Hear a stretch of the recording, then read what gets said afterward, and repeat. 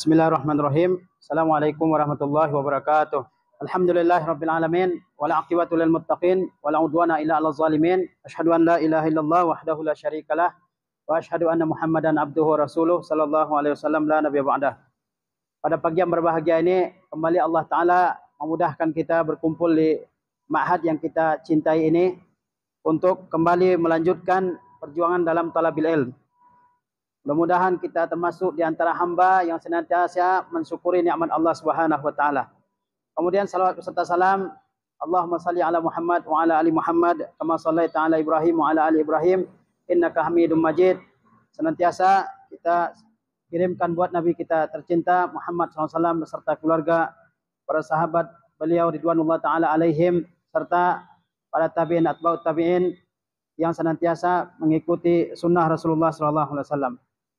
Pada pagi yang berbahagia ini, saya akan menyampaikan nasihat bagi kita semua dengan judul berilmu tapi malas mengamalkan. Berilmu tapi malas mengamalkan. Orang yang memiliki ilmu tapi dia malas mengamalkan ilmunya, maka dia termasuk di antara orang yang dicela oleh Allah Subhanahu wa taala, oleh Rasulullah sallallahu alaihi wasallam. Dalam agama kita, ilmu dengan amal itu selalu digandengkan. Selalu disebutkan secara bersamaan.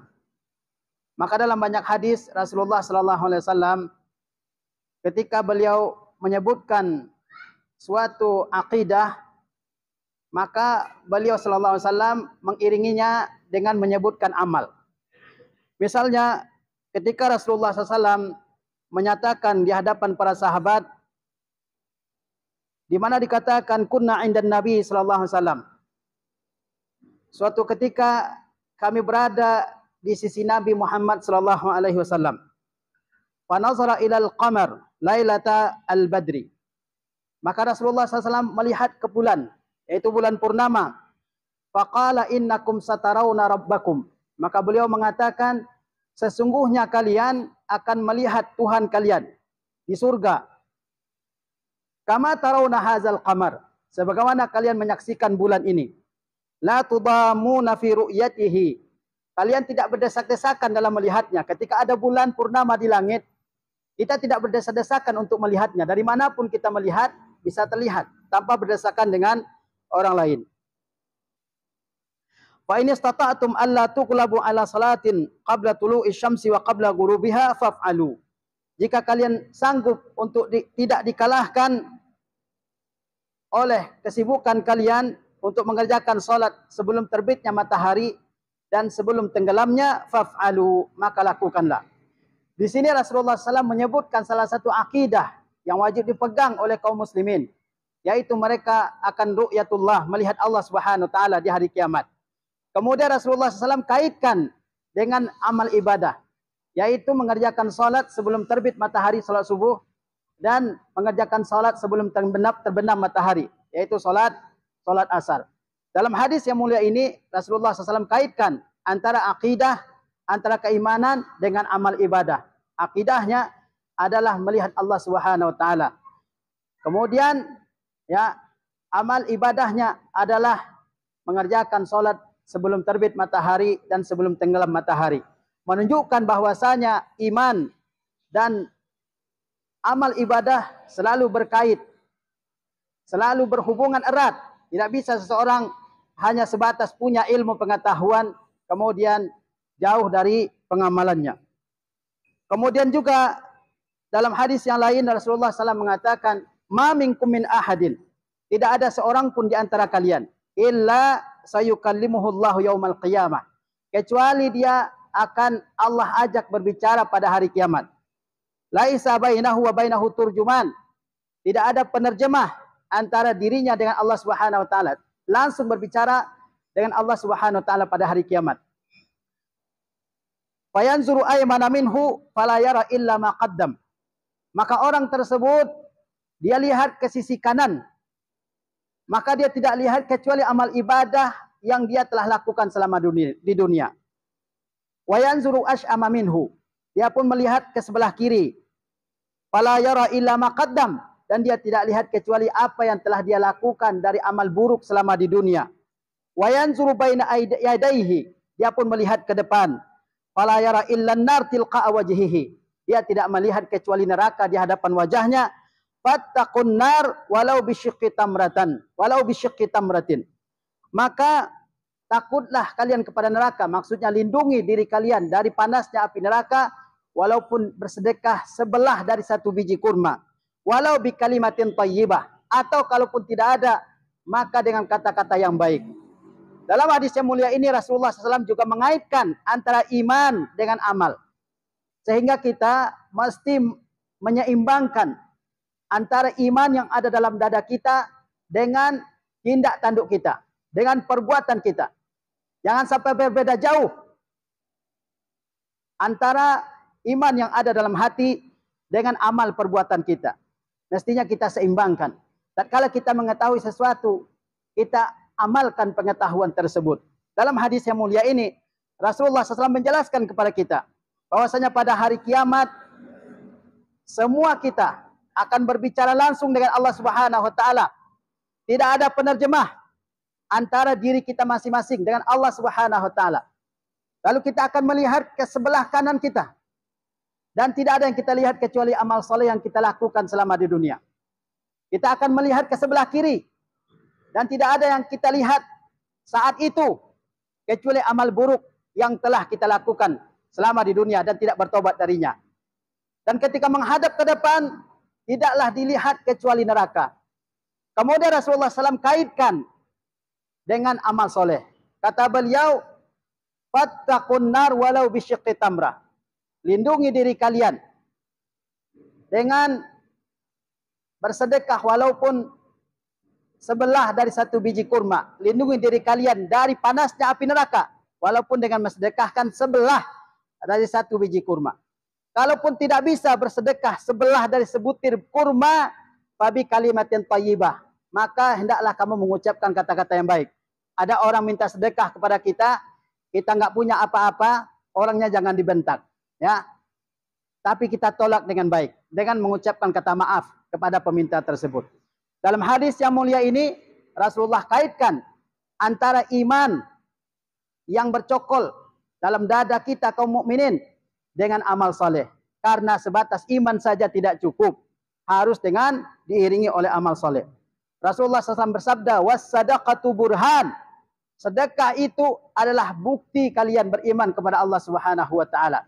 Bukti kalian percaya bahwa Allah akan membalasi sedekah kalian sekecil apapun. Dalam hadis yang lain, Rasulullah SAW mengingatkan kita bahwasanya iman dengan amal itu berkorelasi yang erat. Kata beliau sallallahu alaihi wasallam, "Man kana yu'minu billahi wal yaumil akhir falyaqul khairan aw liyasmut. Wa man kana yu'minu billahi wal yaumil akhir falyukrim jarahu. Wa man kana yu'minu billahi wal yaumil akhir falyukrim dhaifahu." Barang siapa yang beriman kepada Allah dan kepada hari akhir, maka hendaklah dia mengucapkan kata yang baik atau diam. Dan barang siapa yang beriman kepada Allah dan kepada hari akhir, maka hendaklah dia muliakan tetangganya. Dan barang siapa yang beriman kepada Allah dan hari akhir, maka hendaknya dia muliakan tamunya. Di sini Rasulullah SAW sebutkan beberapa amal, yaitu mengucapkan yang baik atau diam ketika tidak bisa berucap yang baik.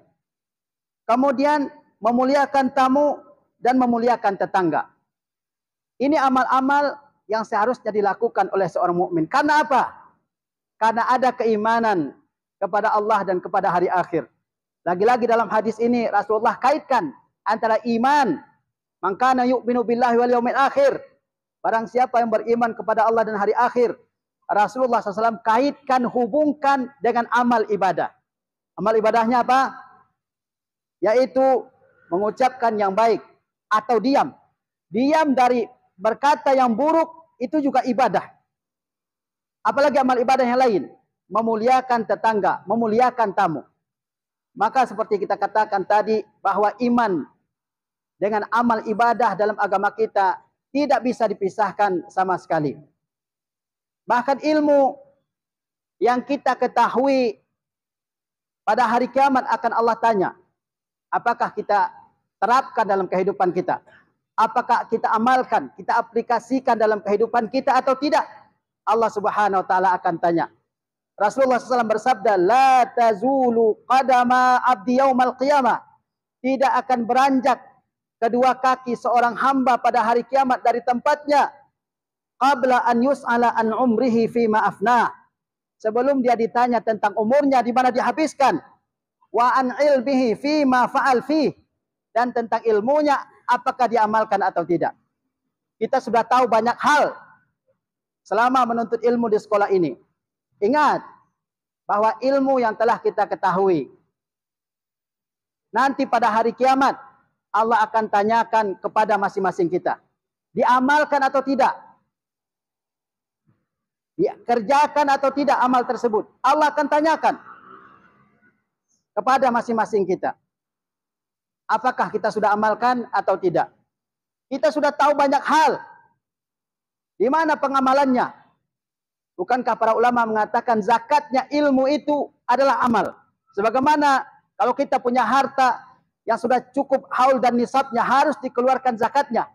Demikian pula dengan ilmu. Terkala orang sudah mengetahui suatu ilmu, maka dia dituntut untuk mengamalkan ilmu tersebut. Wa an ilmihi fima fa'ala fi. Tentang ilmunya akan ditanyakan pada hari kiamat. Apa yang dia lakukan dengan ilmu tersebut.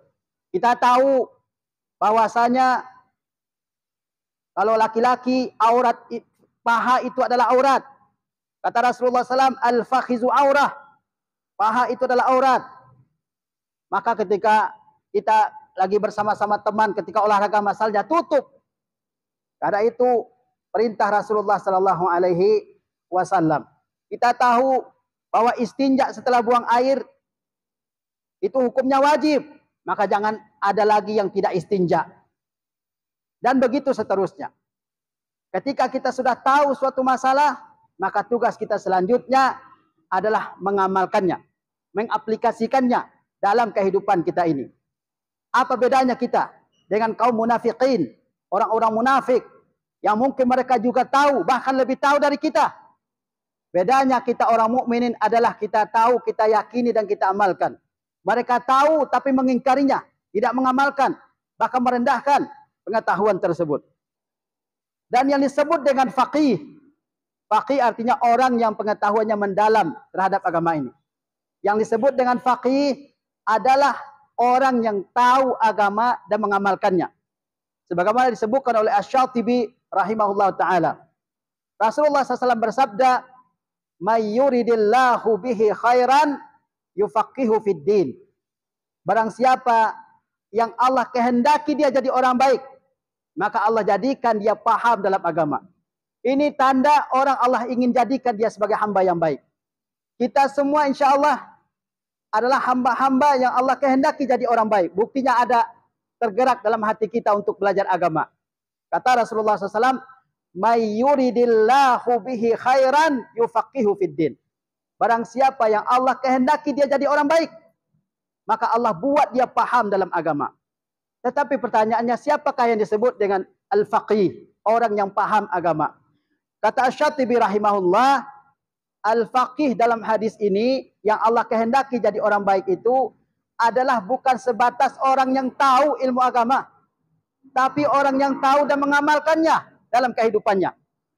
Orang yang disebut dengan al-faqih adalah orang yang tahu, mengerti, paham secara mendalam agama ini, kemudian dia mengamalkannya dalam kehidupannya.